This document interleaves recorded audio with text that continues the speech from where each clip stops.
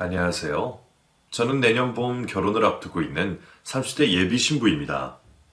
결혼을 앞두고 괜히 싱숭생숭한 마음이 드는 건 비단 저뿐만이 아니겠죠. 저도 이제는 적은 나이가 아니라 더 이상 어리숙하지는 않다 생각하는데도 인생에 있어서 가장 중요한 결혼이라는 큰일 앞에서는 저도 고민이 많아지는 것 같아요. 사실 제가 결혼 준비를 했던 게 이번이 처음이 아니었거든요. 한번 파혼의 아픔을 겪어서 그런지 괜히 더 마음이 복잡하기도 합니다. 그래서 결혼 전 마지막 마무리를 하고자 하는 마음에 이렇게 익명을 빌려 사연을 보내게 되었습니다. 저와 처음 결혼을 약속했던 전 남자친구는 정말 희생적이라 생각할 만큼 제게 모든 걸 맞춰주고 무한한 애정을 쏟던 사람이었습니다. 저는 의대를 나와 종합병원에서 전문의 과정을 밟고 있던 의사였고 남자친구는 직장 생활하는 평범한 회사원이었어요. 그렇다고 알고 지내던 사이도 아니었고 우연히 카페에서 만나 시작된 인연이었죠. 비슷한 일을 하는 것도 비슷한 환경에서 자란 것도 없이 공통점이라고는 없었지만 그런 다른 부분들은 모두 남자친구의 사랑으로 채워질 수 있었습니다. 외동딸로서 집에서 사랑 많이 받고 자랐다 싶었던 저도 그 정도의 큰 사랑은 받아보지 못했다 싶을 수준이었죠. 너무 잘하는 남자친구의 모습에 주변 사람들 모두 제가 공주 대접을 받는다며 부러워들 하곤 했습니다. 늘 시간에 쫓기는 제 스케줄에 맞춰 데이트를 잡고 제가 병원에서 밤을 보내는 날이면 손수 만든 저녁 식사를 챙겨주던 다정한 사람이었어요. 3년 동안 연애를 하면서 매번 저를 챙기러 병원에 오가는 남자친구 덕분에 병원 식구들도 제 남자친구를 모르는 사람이 없을 정도였어요. 자기도 회사 다니면서 힘들 텐데 여자친구 챙겨주는 게 쉬운 일이 아닐 텐데도 늘 제가 더 힘들 거라며 자기 힘든 일은 티내지도 않고 저를 지켜주던 고마운 사람이었습니다. 제가 누구를 만난다고 해도 이 사람보다 잘해주는 남자는 다시는 없을 것 같았어요. 마치 드라마에서만 보던 완벽한 남자친구 같았죠. 물론 하는 일도 다르고 가정 환경도 다르다 보니 서로 이해하는 부분들보다는 이해하는 부분들이 많았지만 그런 차이점들은 저희에게 전혀 문제가 되지 않았어요. 무슨 어려움이 있더라도 지금처럼 사랑으로 충분히 커버할 수 있을 거라 생각했습니다. 남들은 의사인 제가 왜 가난한 회사원을 만나는지 의아해했지만 저한테 의사는 직업일 뿐이었고 남자친구의 경제력이나 직업은 전혀 문제가 되지 않았어요. 하지만 저희 부모님께서는 가난한 남자친구의 사정을 염려하시더라고요. 네가 아무나 만나고 결혼하겠다고 하진 않겠지만 그래도 연애랑 결혼은 다른 얘기인데 좀 신중해야 하지 않겠니? 경제력은 문제가 안 될지 몰라도 살아온 환경이 다른 건 극복하기 어려운 거야. 몇십 년 동안 다른 걸 먹고 다른 걸 보고 살던 사람들이 앞으로 남은 평생을 같이 하려면 그 간극을 메우기 얼마나 힘들겠니? 네가 지금은 서로 좋은 것만 봐서 모르겠지만 결혼은 쉬운 일이 아니야. 그래서 엄마는 네가 그냥 비슷한 사람을 만나서 걱정 없이 결혼했으면 좋겠어. 부모님이 걱정하시는 말씀을 저도 이해하지 못하진 않았지만 그때는 솔직히 부모님의 그런 염려보다는 제 사랑이 더 크다고 느껴졌었어요. 저희 부모님이 옛날 분들이시라 괜히 그 사람의 집안 사정이나 환경을 걱정하시는 거라 생각했어요. 그리고 그런 제 생각처럼 부모님께서도 남자친구를 직접 만나보시고는 마음을 바꾸셨습니다. 예의 바르고 단정한 남자친구는 원래 어른들께 인기가 많은 스타일이었습니다. 길 가다가도 어려운 사람을 지나치지 못하고 도움을 주고 싶어하는 사람이라 분명 저희 부모님도 좋아하실 거라 생각했어요.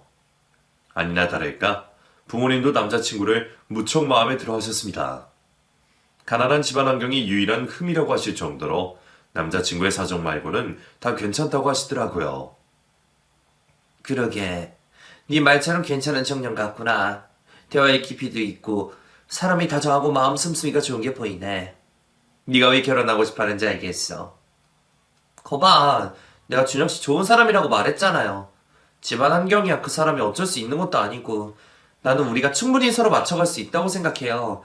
지금도 나한테 다 맞춰주는 사람인데 결혼해서는 어떠겠어. 부모님도 저를 계속 신경 쓰고 옆에서 챙겨주는 남자친구를 보며 결국 결혼에 허락해 주셨어요.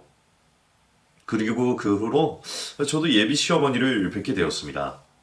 사실 어머님이 저를 진작 보고 싶어 하신다는 얘기를 들어왔지만 그전까지는 결혼 얘기가 확정이 되지 않아서 부담스러운 마음에 약속 자리를 거절하곤 했었습니다. 그래서 결혼 얘기가 나와서야 어머님을 뵙게 되었죠. 아버님이 일찍 돌아가신 탓에 어머니 혼자 자식 둘을 키웠다는 얘기에 저도 평소 시어머니가 무척 궁금했었어요. 특히나 남자친구를 이렇게 잘 기르신 분이 어떠실지 기대가 많았죠. 그런 저의 기대처럼 예비 시어머니는 무척 좋으신 분이셨어요. 남자친구와 똑 닮은 외모처럼 그 마음씨까지 다정한 분이시더라고요. 어머님, 처음 뵙겠습니다. 그래, 나도 반가워요. 그동안 보배양 얘기는 많이 들었어요. 우리 아들이 어찌나 자랑을 많이 하던지 내가 보배양 참 많이 보고 싶었거든. 의사 선생님이라 고생도 많다고 들었는데 참 대단한 아가씨다 싶었지. 그렇게 대단한 애가 우리 아들이랑 결혼하겠다니 내가 고마워서 뭐라고 말을 해야 할지 모르겠네. 결혼시키면서 내가 해줄 수 있는 것도 별로 없는데 아유 아무튼 참 미안하고 고마워요. 보통 며느리 입장에서는 시어머니가 불편하고 어색할 수밖에 없는데 저를 그렇게 반겨주시니 기뻤어요. 게다가 병원 일 때문에 바쁜 저를 배려하셔서 직접 병원 근처로 저를 만나러 와주신 어머님께 저는 더 감사했습니다. 덕분인지 저희의 첫 만남 자리는 아무 걱정 없이 화기애애할 수 있었어요. 어머니는 시종일관 저를 보고 미소를 잃지 않으셨고 정말로 저를 환영해 주시는 게 느껴질 정도였어요. 남자친구보다 제가 아깝다고까지 하실 정도였죠. 어머니는 긴장해서 자꾸만 실수를 하는 제가 무슨 실수를 해도 귀여우시다며 저를 정말 딸처럼 대해주셨어요. 어머니, 말씀 편하게 하세요. 그게 저도 편해요. 그럴까? 그래, 우리 다 가족들 사이인데 불편할 건 없지. 나는 벌써부터 보배가 내 딸 같아. 우리 보배는 뭘 해도 참 예쁘네. 보배가 외동딸이라는 얘기에 부모님이 섭섭하셨겠다 싶었는데 그럴 일이 없으셨겠어. 나 같아도 이렇게 예쁘고 잘난 딸이 있으면 딸 하나만 보고 살겠네. 내가 딸이 없어서 그런가? 보배가 더 예뻐. 예쁘게 봐주셔서 감사해요, 어머니. 나 그냥 하는 말 아니야. 진심이야. 바쁜 며느리 오라가라 할 일도 없고 나 그렇게 모진 시어머니 아니야. 무조건 잘해줄 테니까 이제는 내가 두 번째 엄마라고 생각하고 편하게 생각해. 제게 시어머니가 아닌 두 번째 엄마가 되어주시겠다며 깊은 말씀을 해주시는 어머니를 보며 저는 큰 감동을 느꼈습니다. 지금도 벌써 남자친구가 아빠처럼 오빠처럼 저를 챙겨주고 있는데 시어머니까지도 저를 챙겨주시겠다고 하시니 당연히 감사할 수밖에 없었어요. 어머니는 자꾸만 없는 집에 시집 오게 해서 미안하다는 말씀만 하시며 미안하신 만큼 제게 잘해주시겠다고 약속해 주셨어요. 꼭 그런 말씀이 아니더라도 저는 어머님의 말씀에 따뜻함을 느꼈고 벌써부터 한 가족이 된 마음을 느꼈습니다. 그렇게 저희는 약혼을 하고 상견례 날짜를 잡게 되었어요. 그리고 상견례 전에 예비 시댁에 정식으로 인사를 드리러 가게 되었습니다. 몇 번 어머님을 만나 첫 인사 자리는 아니었지만 집으로 찾아뵙는 건 처음인데다가 이제는 시아주버님 되실 분과 예비 형님까지 뵙는 자리이다 보니 앞으로 한 가족이 될 사람들에게 잘 보이고 싶은 마음에 더욱 긴장이 되고 걱정이 되기도 했습니다. 몇 날 며칠 동안 들고 갈 선물을 고르려고 얼마나 골머리를 썼는지. 제가 그런 쪽으로 센스가 없다 보니 괜히 바쁘신 엄마까지 귀찮게 드렸네요. 그래도 덕분에 마음에 드는 선물을 골랐던 저는 잔뜩 들고 간 선물들이 만족스럽기를 바라며 남자친구와 함께 예비시댁으로 향했습니다. 일찍이 독립을 해서 자취를 하고 있던 남자친구가 저를 태워 예비시댁으로 향하는 동안 저는 떨리는 마음을 도저히 주체하지 못했어요. 나 오늘 괜찮아 보여? 화장은 어때? 예쁘다니까 왜 자꾸 물어봐. 그냥 미용실이라도 들렀다가 올 걸 그랬나? 평소에 안 하던 화장하려니까 정말 손에 안 익더라. 진짜 안 이상해? 그냥 준혁 씨 눈에만 예쁜 거 아니야? 안 이상한데? 뭐 내 눈에 항상 예쁘지만 오늘 정말 예뻐. 그리고 뭘 그렇게 걱정해. 어차피 우리 엄마는 자기가 무슨 꼴을 하고 와도 좋아하실 텐데 걔나 걱정하지 마. 남자친구의 얘기를 들어도 긴장은 쉽게 풀리지 않더라고요. 그렇게 예비 시댁이 도착을 하니 주말이라 그런지 길에 차가 너무나 많았습니다. 예비 시댁이 아파트 단지가 아니라 주택가에 위치한 빌라이다 보니 근처에 주차할 곳이 많지 않다고 하더라고요. 안 되겠다. 나 주차할 자리 찾아야 할 것 같은데? 내가 차 대고 올 테니까 자기 먼저 올라가 있을래? 나 혼자? 왜? 불편해? 불편하면 같이 올라가도 되고.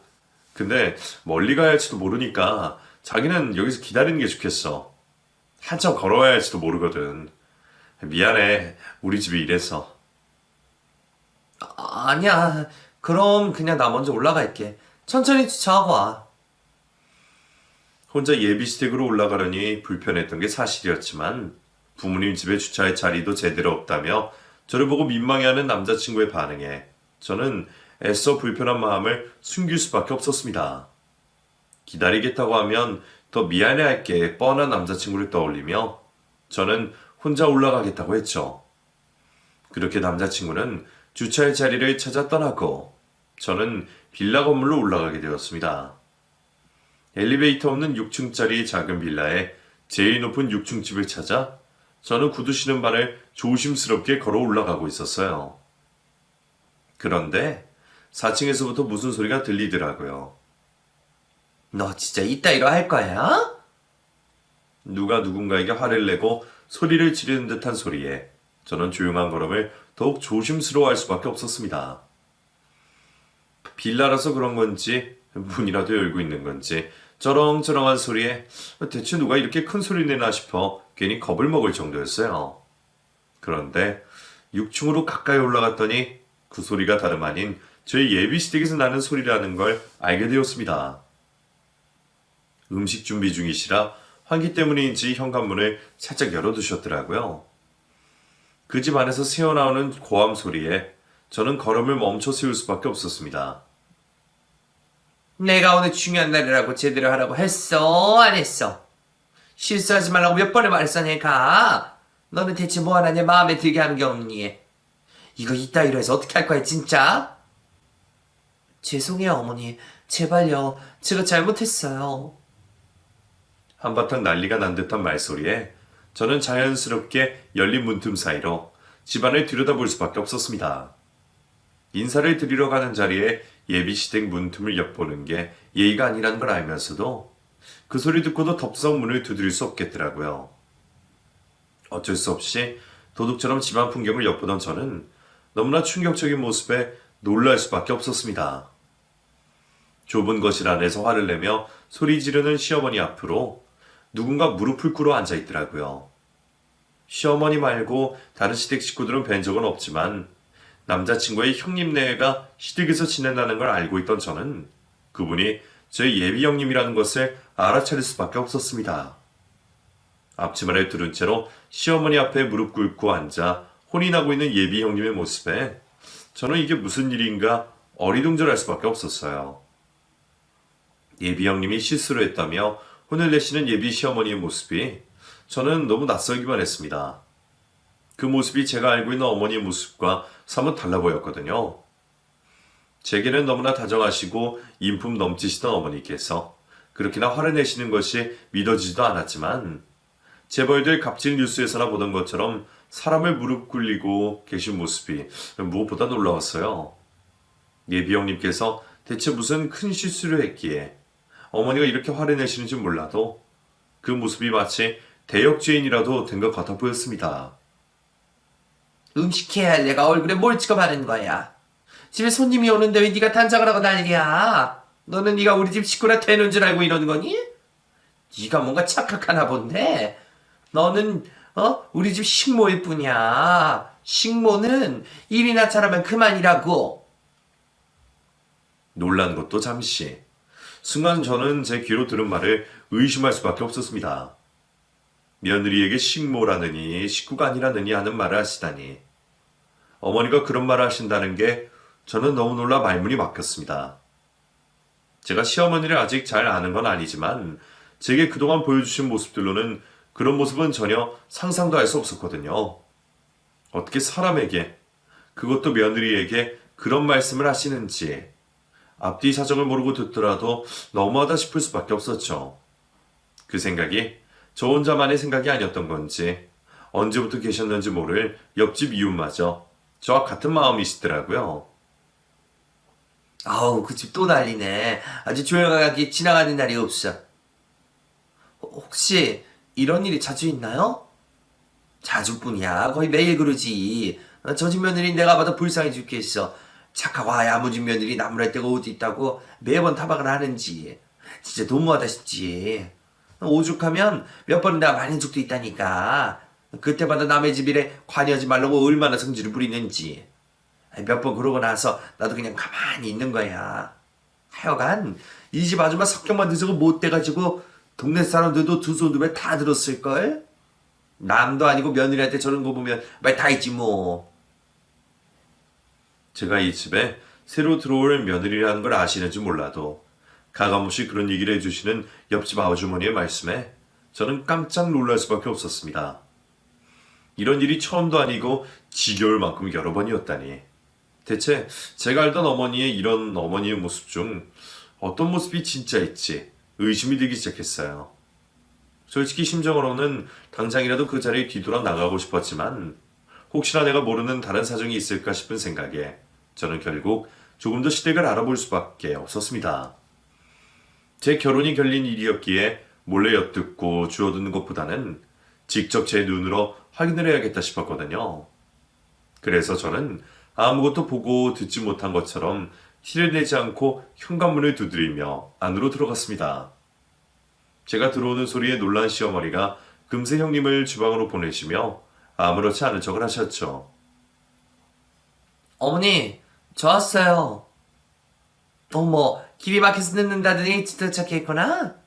네, 준혁 씨가 지름길로 왔어요. 준혁 씨는 주차한다고 저 먼저 올라가라고 하기에 저 혼자 먼저 왔어요, 어머니. 괜히 약속 시간보다 일찍 와서 불편하실까요? 무슨 소리? 우리 아가는 언제 와도 환영이 있지. 그래, 추운데 밖에 안 입고 올라오길 잘했다.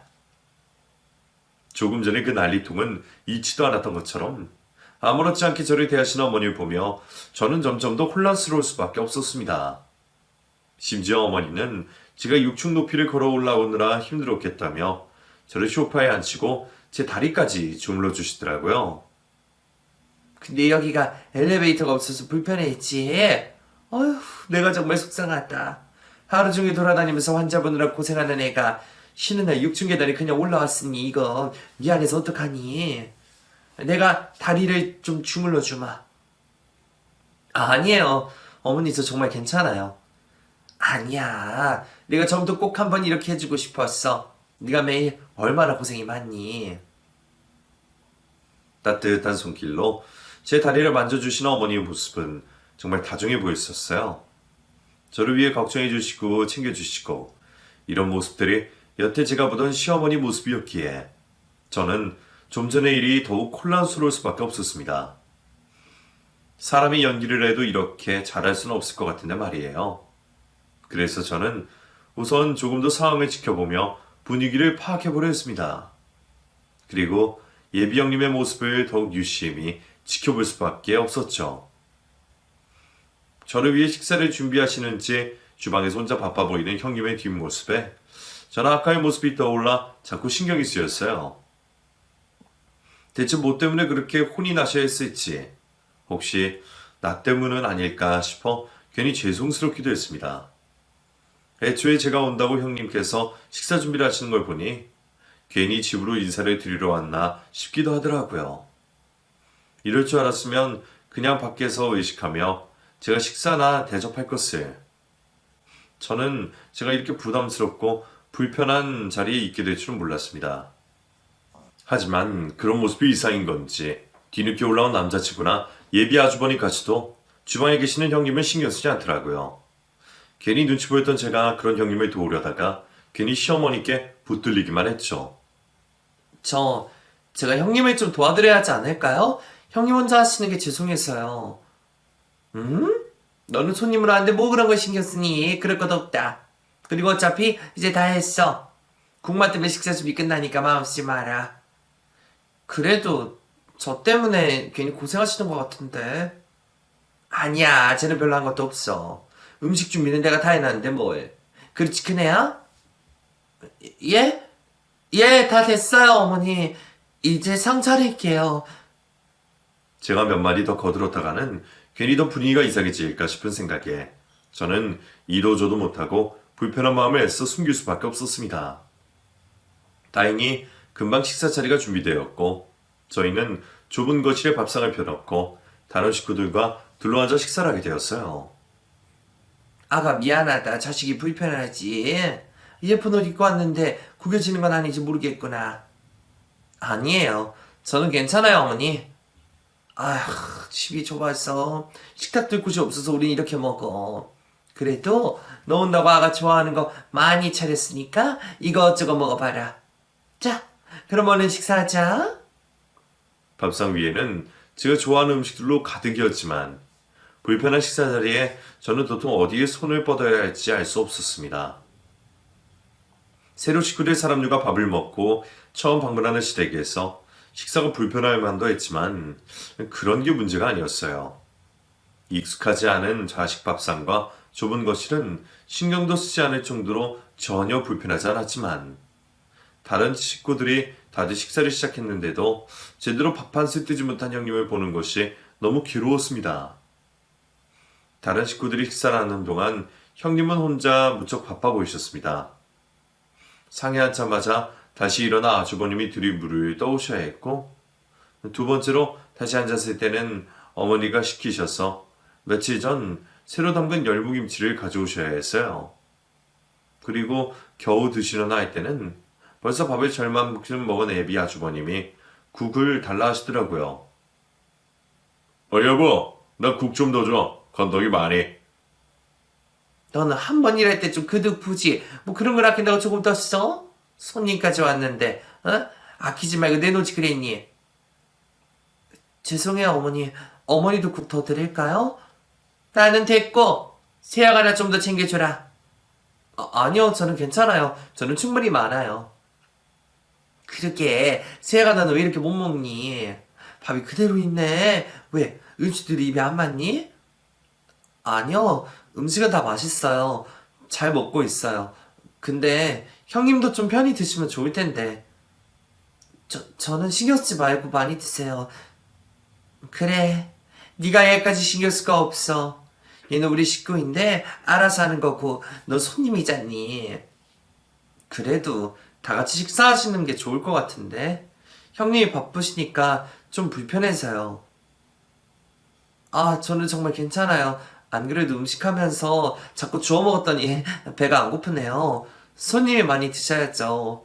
혹시 입에 맛있는 거 있으시면 더 가져올게요. 그래, 애는 괜찮다잖아. 세아가 너나 얼른 많이 먹어라. 안 그래도 큰일하는 너무 말랐어. 큰일할수록 든든히 잘 먹어야지 않겠니? 큰애야, 국도 오는 김에 갈비도 좀 더 가져와라. 손님인 저는 그 광경이 너무 불편한데 다른 식구들은 아무렇지 않은지 저를 뺀 나머지는 다들 형님이 식사를 하시는지 못하시는지 관심도 없어 보였습니다. 남편 되시는 예비 아주버님도 그렇고 심지어 제 남자친구까지도 자기 밥 먹기 바쁘더라고요. 평소 데이트를 할 때는 제가 먹는 것만 챙기느라 정작 자기는 잘 먹지 못하던 남자친구가 그렇게 밥을 잘 먹는 걸 저는 처음 봤어요. 평소 밖에서는 먼저 먹고 싶다고 하는 것도 없고 메뉴 선택도 제 위주로 맞춰주기에 식탐이라고는 없는 줄 알았더니 자기 집이라서 그런지 눈치도 안 보고 참 잘 먹더라고요. 그래도 평소 다정했던 남자친구는 자기 형수님을 신경 쓸 줄 알았더니 자기 먹기 바쁜 그 모습에 저는 처음으로 남자친구에게 실망을 느꼈습니다. 그 집 식구들 중 누구도 남의 집 귀한 딸의 며느리 아니를 걱정하는 듯한 사람은 없어 보여 괜히 위화감이 들더라고요. 어머니도 아까처럼 화를 내시지 않는 걸 보면 나름 제 앞에서 조심하고 참으시는 것 같은데 그럼에도 불구하고 며느리 부리는 게 어색하지 않으신 걸 보니 그것만 보고도 평소 예비 형님이 당하셨을 시집살이들이 훤히 보이는 듯 했습니다. 그러다 형님의 손을 보게 된 저는 정말 깜짝 놀랐어요. 어머 형님, 손이 왜 이러세요? 안 아프세요? 아, 이거 그냥 스진이에요. 괜찮아요, 안 아파요. 아니요, 이 정도면 많이 아프고 불편하셨을 것 같은데 병원은 다니세요? 그걸로 무슨 병원이야. 그냥 막 약 좀 바르고 하면 낫는 거지. 살림하는 여자들 중에서는 안 그런 사람도 있니? 걔만 그런 게 아니라 나도 손이고 발이고 다 그 모양이야. 우리 세아가는 병원 일만 해서 잘 모르겠지? 그래도 형님은 너무 심하신 것 같은데요? 이 정도면 병원에서 스테로이드 처방까지 받아야 해요. 원래 습진이 한번 생기면 잘 안 없어지는 건데 그러지 말고 저희 병원으로 오세요. 제가 봐드리라고 말해 놓을게요. 정말 괜찮아요. 어머니 말씀대로 그냥 약 바르면 되는데. 제가 해드리고 싶어서 그래요. 저희 결혼하면 이제 다 한 식구로 지내야 하는데 이렇게 가까워지면 더 좋잖아요. 그쵸, 어머니? 어머니도 며느리들이랑 가까워지면 좋으시겠죠? 그거야 그렇지만 그래도 너 바쁜데 괜히 다른 식구들까지 챙길 겨를이 되겠니? 그냥 병원에 말 한마디 해놓는 건데요, 뭘. 다른 분들도 어디 불편한 거 있으시면 저한테 말씀하세요. 그럼 형님은 이번에 저희 병원 오세요. 빠르면 빠를수록 좋은데 주말 지나고 월요일에 바로 오시는 건 어떠세요? 형님의 손이 엉망인 건 진짜였지만 사실 제가 굳이 병원으로 모시려고 했던 건 다른 생각이 있어서였습니다. 그날의 식사 자리에서 보고 느낀 게 많았던 제가 예비 형님께 직접 시댁 얘기를 들어보고 싶었거든요. 그런 분위기에서 따로 만나고 싶다고 하는 것보다 의사인 제 직업을 이용해 자연스럽게 만나뵈면 좋을 거라 생각했어요. 아니나 다를까 제가 형님께 관심을 가지는 걸 보며 불편한 내색을 하시던 시어머니도 의사 입장에서 권고를 드린다는 제 말에 금방 수긍을 하시며 불편해하시는 형님을 오히려 떠밀어 주었습니다. 덕분에 저는 며칠 뒤 예비 형님을 다시 만날 수 있게 되었죠. 오랜 고생 때문에 나올 기미도 없이 약화된 습집을 보며 저는 형님의 시집살이가 녹록치 않았음을 다시 한번 느꼈습니다. 제가 미리 예약을 해둔 덕분에 진료는 금방 끝났지만 저는 진료가 끝난 형님을 모시고 병원 밑에 있는 카페로 내려갔어요. 저 사실 형님이랑 따로 얘기 나눠보고 싶어서 일부러 저희 병원까지 오시라고 했던 거예요.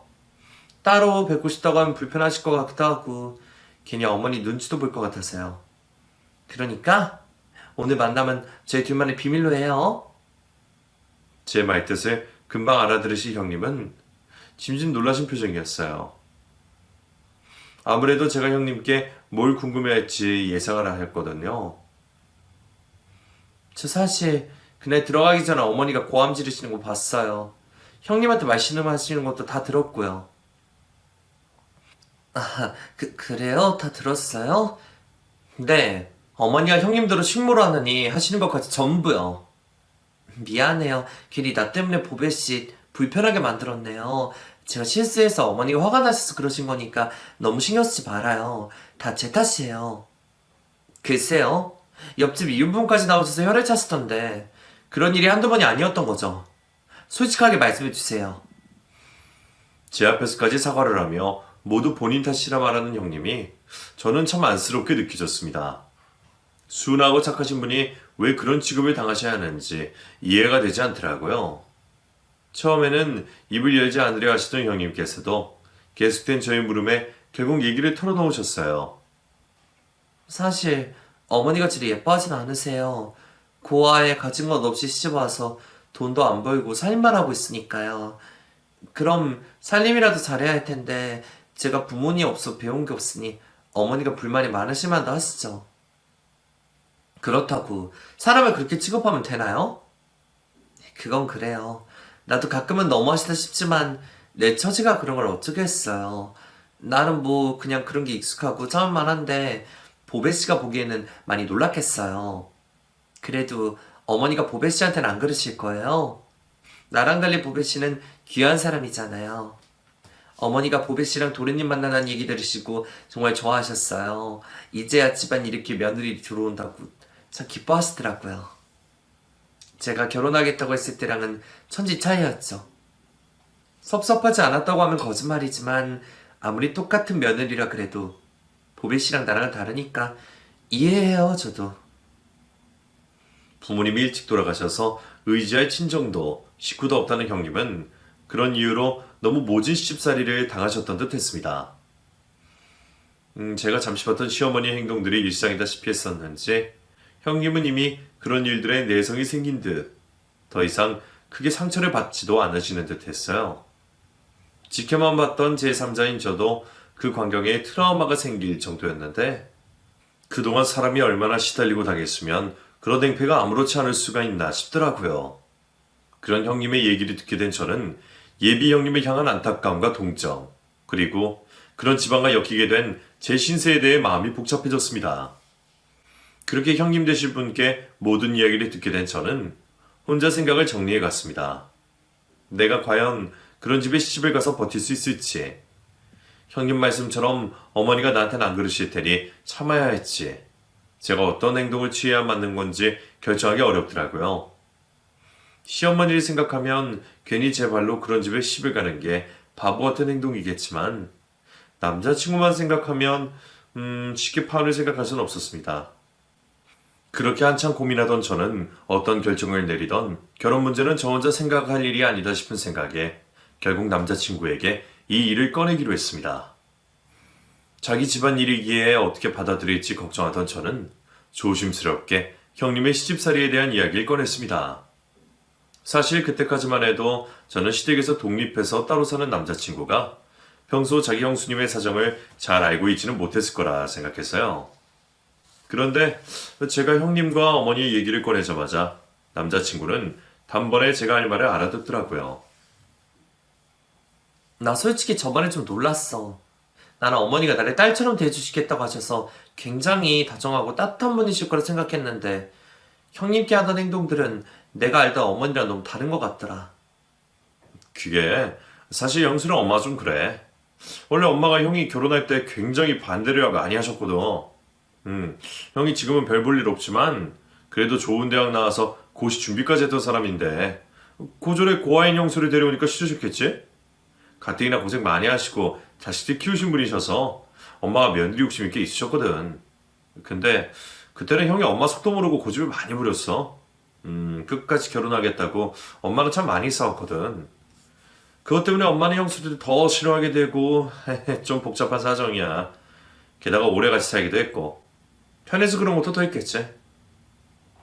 그렇다고 이렇게 며느리한테 식모라느니 식구가 아니라느니 주제 파악을 하라느니 그런 말씀을 하셔. 나도 시집살이 얘기 안 들어본 건 아니지만 그런 건 드라마에서도 못 본 것 같아. 준혁 씨 말대로 오래 같이 지내신 거면 더 이해해주고 보듬어 주셔야지. 자기 며느리 식모라고 부르시는 게 이해가 돼? 엄마가 가끔 말이 좀 심하실 때가 있기는 해. 특히 형수한테는 화를 안 참는 편이라서.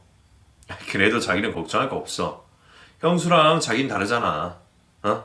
우리 엄마가 설마 의사 며느리한테 화를 내시겠어? 지금도 자기한테 하는 거 보면 알만하잖아. 남자친구가 그동안 시집살이를 당하던 형님의 사정을 전부 알고 있었다는 것도 놀라웠지만 그런 형님과 제 급을 나누며 얘기를 하는 것에 큰 충격을 받았습니다. 진정 든든한 의사 며느리는 건드릴 수 없고 진정 없고 가난한 며느리는 만만하게 해도 되는 건지 시어머니가 보이신 행동이 뭐가 잘못인지 모르는 남자친구의 행동에 그동안 쌓았던 신뢰와 애정이 확 식어버리는 기분이었어요. 엄마도 형수한테 뭐가 화가 나셔서 그러셨을 거야. 내가 봐도 형수가 손이 느리고 가끔 사람 답답하게 하는 게 있거든. 근데 자기는 눈치도 빠르고 똑똑하잖아. 그럼 준혁 씨 말은 내가 의사 며느리가 아니고 형님이랑 똑같이 고아에 살림하는 며느리면 식모 소리 들어도 된다는 말이야? 무슨 말을 또 그렇게 해. 그건 아니지만 어쨌든 그런 취급에 당할 일은 없겠지.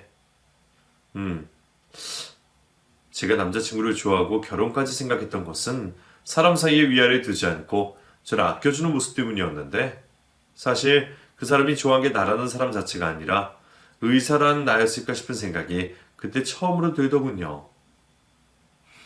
그동안 내가 알던 남자친구와 이 사람이 맞는 건지 저는 충격을 넘어 공포스럽기까지 했습니다. 나는 그동안 준혁 씨나 준혁 씨 어머니가 사람들 마음 많이 이해하고 너른 마음을 가지고 있는 따뜻한 사람들일 거라 생각했어. 가난한 집안 환경이 흠이 아니라 그래서 더 어려운 사람들 사정을 잘 이해할 거라 생각했어. 나는 어머니가 나 처음 보자마자 해주셨던 말씀이 다 진심인 줄 알았다고. 근데 그 말들이 전부 내가 아니라 내 명함을 보고 했던 말이라는 거네? 근데 준혁 씨는 그게 뭐가 문제인지 모르겠어? 이런 말하는 준혁 씨, 나 정말 낯설다. 그럼 나는 그동안 대체 누구를 만나고 있었던 거야? 나 이런 집에 시집 못 가. 우리 결혼 그냥 없던 걸로 해. 그제서야 저는 그동안 제가 몰랐던 남자친구의 본 모습을 알게 되었습니다. 결혼까지 생각했던 사람이 내가 생각한 사람과 전혀 달랐다는 것은 말로 표현하기 힘들 정도의 공포였습니다. 그동안 내가 연애하고 사랑했던 사람의 존재 자체가 사라진 기분이었죠. 결국 저는 억울함과 괴로운 마음에 오열을 하며 그 자리에서 남자친구에게 파혼을 통보하게 되었습니다. 남자친구는 자기 형수 때문에 파혼하자는 제 말을 이해하지 못하겠다며 저를 설득하려 하더라고요. 형수 때문에 헤어지는 게 말이 돼? 아니? 이거 형님 때문 아니고 준혁 씨 때문이야. 그러니까 괜히 남 따뜻하게 생각하지 말고 파혼 인정해. 그리고 괜히 형님한테 피해가지 않게 해줘. 그렇게 저는 남자친구에게 마지막 당부를 한 채 그 사람과 이별을 하게 되었습니다. 약혼했던 남자와 파혼을 한 후로 저는 제정신일 수가 없었어요. 결혼식장 들어가기 전에는 모른다더니 파혼을 하게 되는 사람이 제가 될 줄은 몰랐네요. 처음부터 제 결혼을 염려하셨던 부모님께 죄송한 마음에 저는 티를 내지 않으려고 당당하게 버티려 했지만 알릴 건 알려야 했기에 결국 부모님께 파혼 소식을 알려드리며 그간 사정까지 전부 털어놓게 되었습니다. 제 얘기를 조용히 들으시던 부모님은 그런 저를 탓하지 않으시고 오히려 품어주셨어요. 평생 배우면서 살았던 저였기에 결혼도 똑똑하게 잘할 수 있을 거라 생각했는데 결국 저는 공부만 잘하는 바보였던지 결혼만큼은 제 마음대로 되지 않더라고요. 그래도 의사라는 직업이 여러모로 도움이 되긴 하더라고요.